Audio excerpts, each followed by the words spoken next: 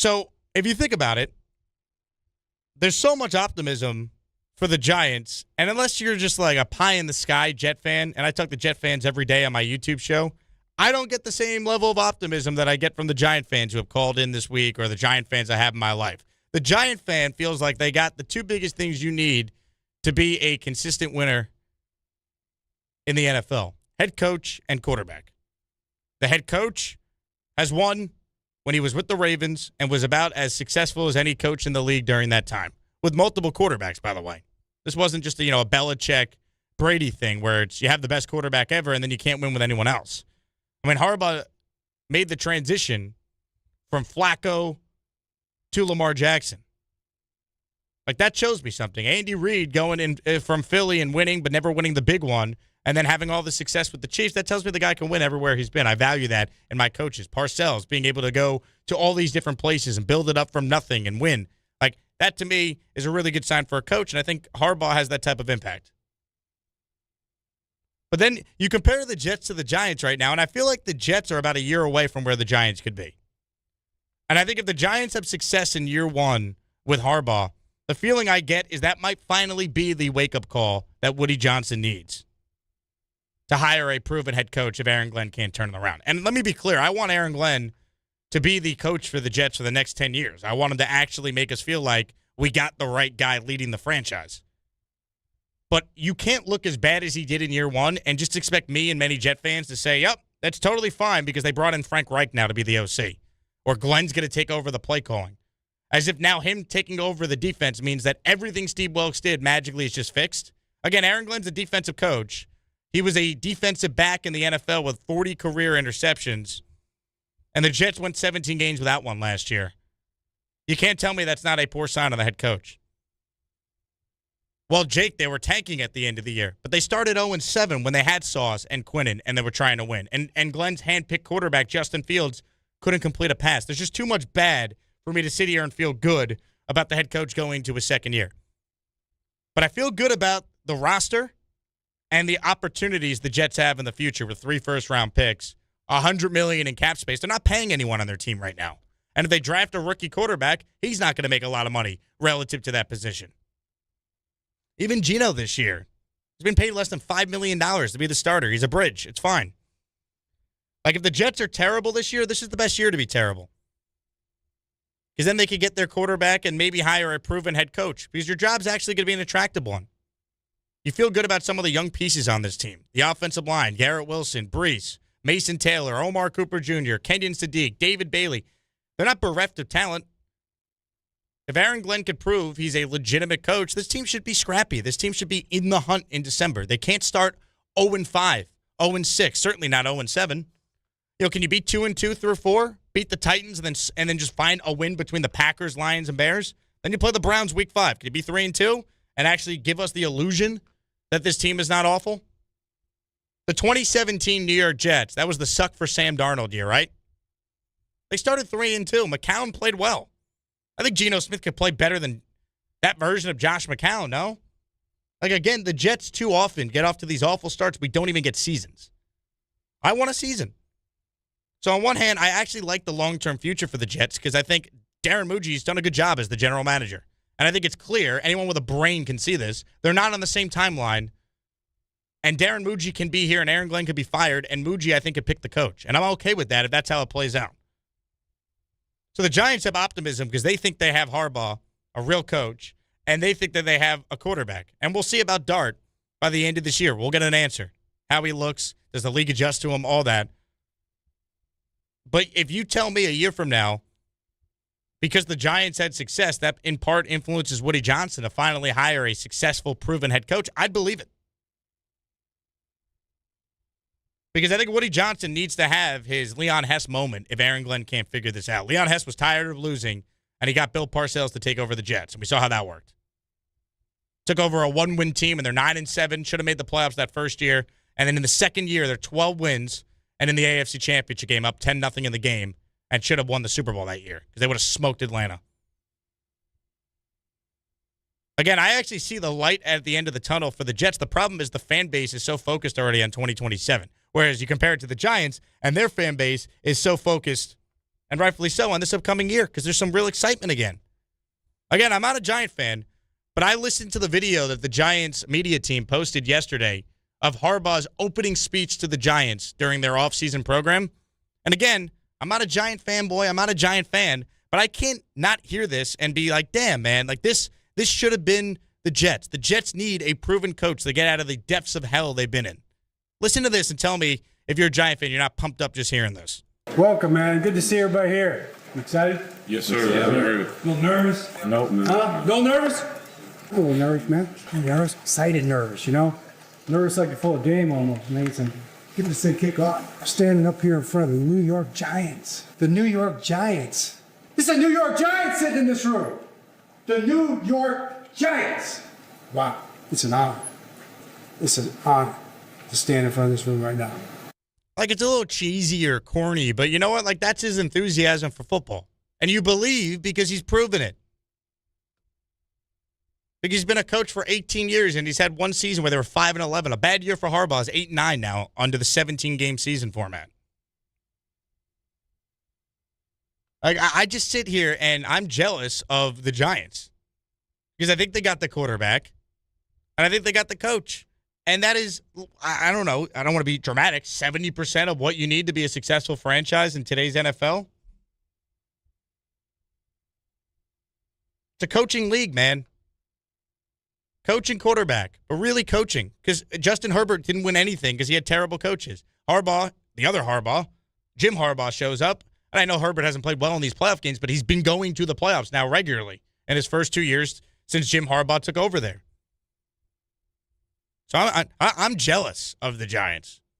My hope as a Jet fan is that the Giants being successful this year, like I think they will be under Harbaugh, that leads Woody Johnson to actually wake up and stop hiring first-time defensive coordinators who have no business being head coaches because New York is not for everyone. And the Jet head coaching job, I think, is harder than any job in the NFL because you inherit a 15-year playoff drought. Whoever the next guy is inherits a 16-year playoff drought. It just keeps going and going, and it compounds you. It destroys you.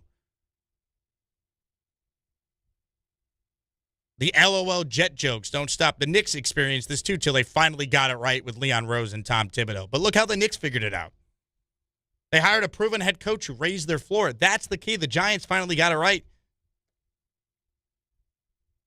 You know, the Mara family said, we're done hiring unproven coordinators. We're getting a proven head coach. Harbaugh will resurrect the Giant franchise. Might not be in his first year, but I compare it to Sean Payton taking over Denver. 8-9 that first year with Russell Wilson. What does Sean Payton do? Make some changes to the roster. Most notably, identifies his quarterback in the draft and Bo Nix. And guess what? A year later, they make the playoffs, and this past year, they're the 1 seed in the AFC Championship game and would have beaten New England if Bo Nix was healthy. Would have been in the Super Bowl.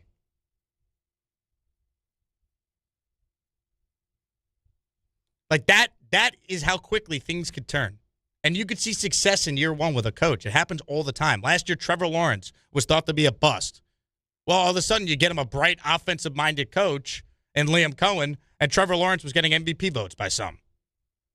They make the playoffs. Caleb Williams, generational prospect, struggles as a rookie, bad infrastructure, coach fired midway through his rookie year. Well, they bring in Ben Johnson, and look what Caleb Williams did, winning a playoff game. And the Bears' future appears to be bright. Vrabel in New England, when he's not making sweet and passionate love to Diana Rossini, he's a hell of a football coach. Let's call it for what it is. I don't like the guy. I hate the Patriots. I got to acknowledge he's a damn good coach. He went to an AFC Championship game with Ryan Tannehill as his quarterback. And then you know what he does? He goes to New England in year one with a quarterback already in place, and they go to the Super Bowl. Easy schedule or not, he's a good coach. So it's coach and quarterback. And I don't think the Jets have either right now. But I know they have 3 first-round picks, and I know they're going to be an attractive destination, I believe, by the time we get closer to the offseason and we see there won't be 10 openings around the league. And maybe Woody Johnson will have his Leon Hess moment. I'm actually rooting for the Giants to be successful because I think that helps the Jets get a better, a legit coach. If Aaron Glenn can't prove me and many wrong, again, If you check any list of coaches on the hot seat going into the year, Aaron Glenn's number one on every list. ESPN's list, CBS Sports' list. Name the list. On Don LaGreca's list, he should be number one. We know Don is the czar of lists at this company. But that's my hope because I have no faith in the current head coach for the Jets. So my hope is that the Giants being good might give Woody Johnson the idea to say, hey, Mike Tomlin, blank check. Come be our Tom Thibodeau and resurrect our franchise. And then the nerve of some Jet fans to call in and be like, oh, Tomlin hasn't won a playoff game in forever. Oh, he only goes 9-8 or 10-7 every year. You're Jet fans. We root for garbage. We need to get out of hell. You can't talk about getting to the top of the mountain if you're stuck in hell. That has been my point for months. And that is the type of coach that they need to get back to respectability. That's what they need to do. Because no first-timer is just going to come in here, especially one from a defensive background, and just turn around the Jets. You trust Woody Johnson to hire the bright offensive guy and get it right? I don't. Give me someone who's proven it. Tom Thibodeau proved it with the Knicks. He proved it, I should say, when he went to the playoffs all those years in Chicago and then Minnesota. He was a proven coach. Mike Tomlin, Sean McDermott, proven coaches. If the Vikings have this awful year and there's issues with ownership and Kevin O'Connell, they already fired the GM. KOC won the power struggle. What if they're not good with Kyler Murray? If KOC ever became available, that's the guy.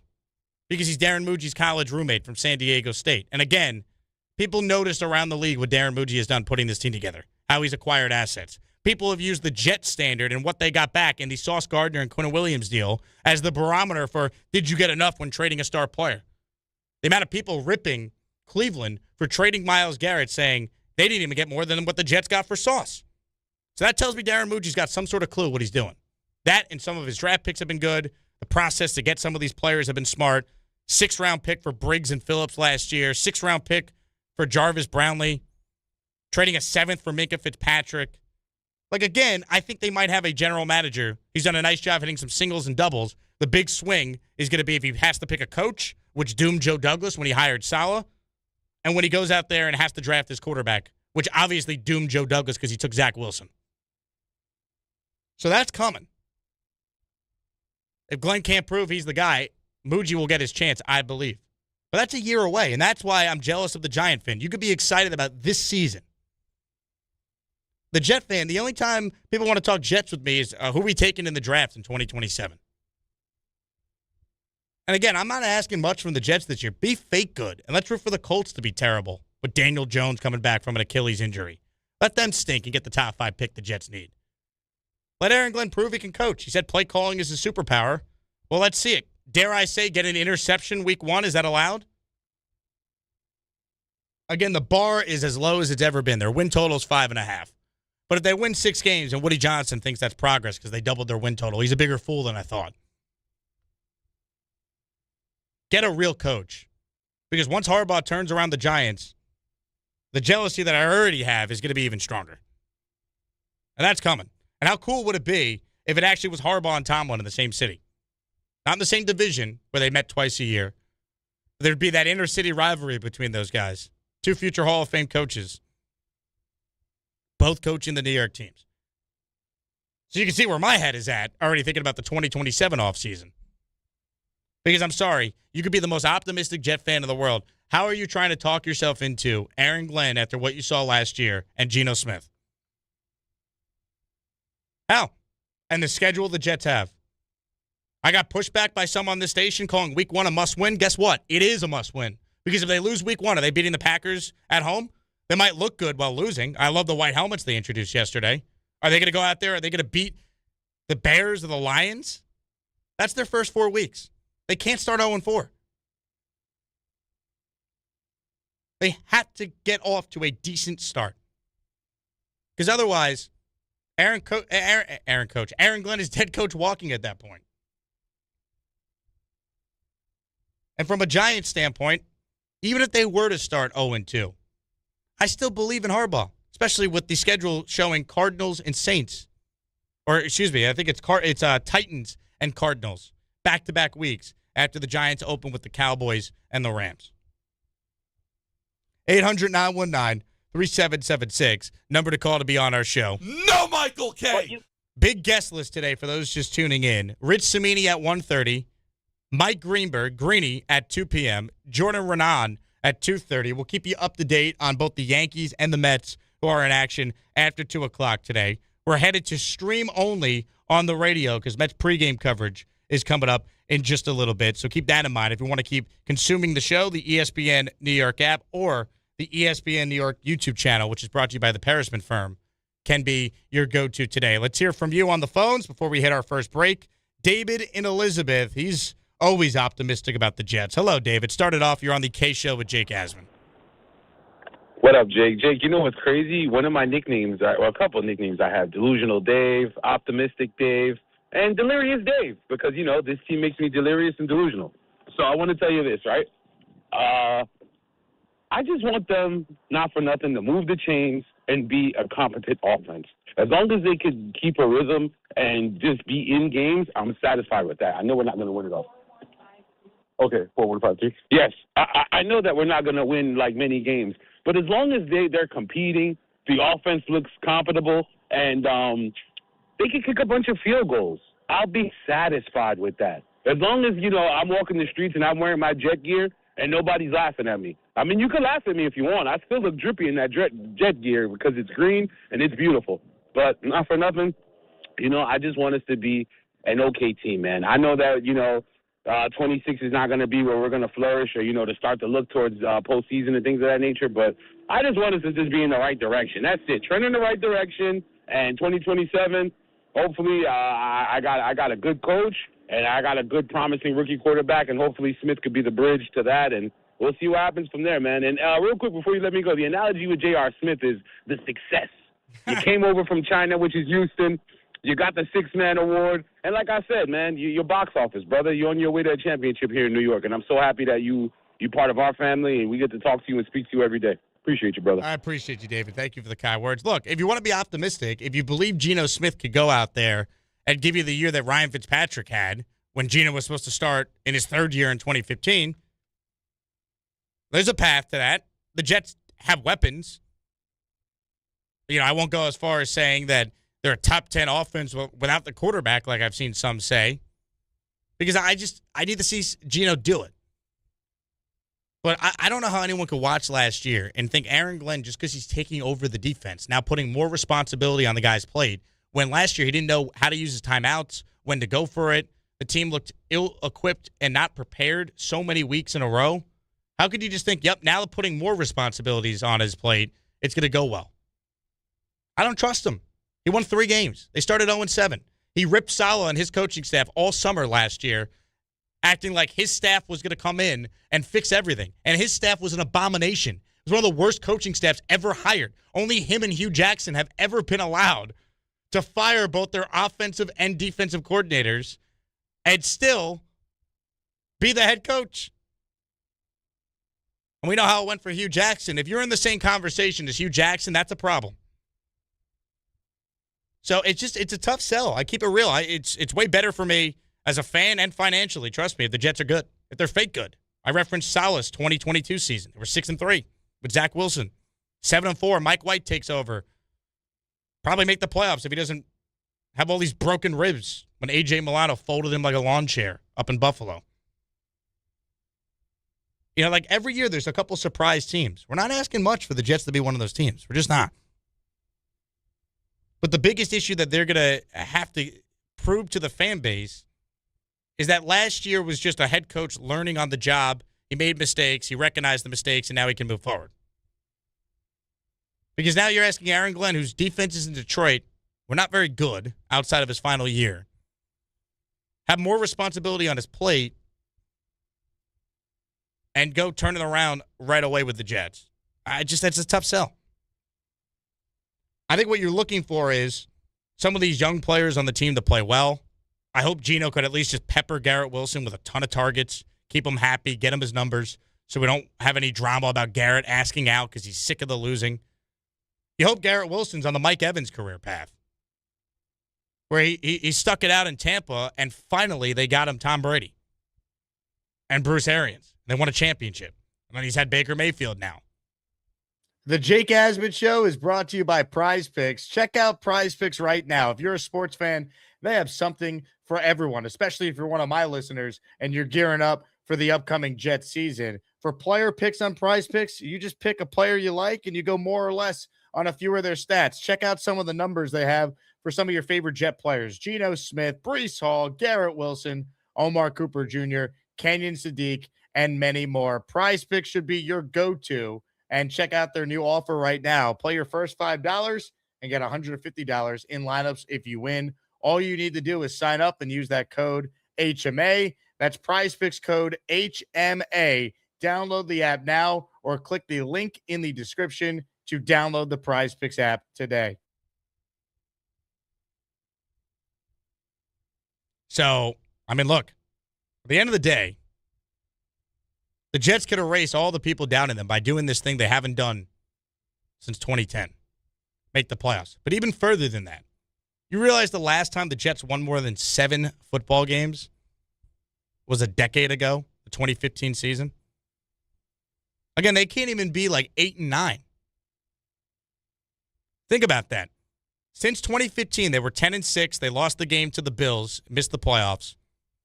Every year since, they have not won more than 7 games. In fact, their best season technically by winning percentage is 2019. They went 7-9. The other years they won 7 games after that, it was 7-10 because you had the extra game. Think about that. 8-9. And Aaron Glenn might get a parade at a one Jets drive. He'll get a third year if he does that. That'd be more wins than any Jet coach since Todd Bowles a decade ago. 8-9. And the Jets have the audacity to increase the tickets going into the season. Shame on them. That's why, as I open the show with, I'm jealous of the Giant fan. I hear Harbaugh talk like that, and that gets me excited, man. Proven coach. Feel like you got a young roster. Quarterback who showed a lot despite not having a ton around him. It's not like Jackson Dart was just throwing it up to Malik Neighbors every game last year, and that's why they were putting up points. Malik Neighbors played a half with Jackson Dart, and then we didn't see him again.